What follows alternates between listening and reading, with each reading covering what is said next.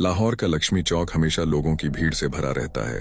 Horn की आवाजें, रोशनी, हंसी मजाक। लेकिन रात के 2 बजे के बाद जब सब दुकानें बंद हो जाती हैं, वहां एक ठेला ऐसा है जो अब भी जिंदा रहता है।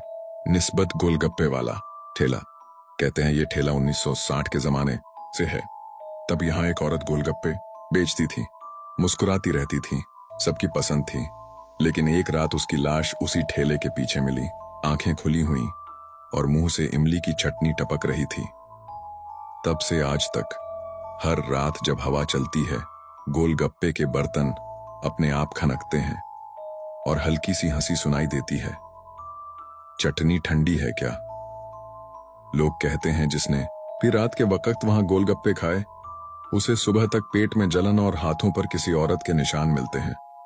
किसी ने कहा यह ख्वाब है, पर जब सीसीटीवी देखा गया, उसमें एक सफेद दुपट्टे वाली औरत खड़ी थी ठेले के पास, बिना पैरों के।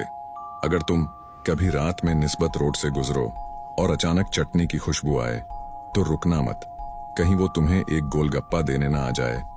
मिस्टिक क्रॉनिकल्स ऐसे असली राज जानने के लिए हमें फॉलो करें।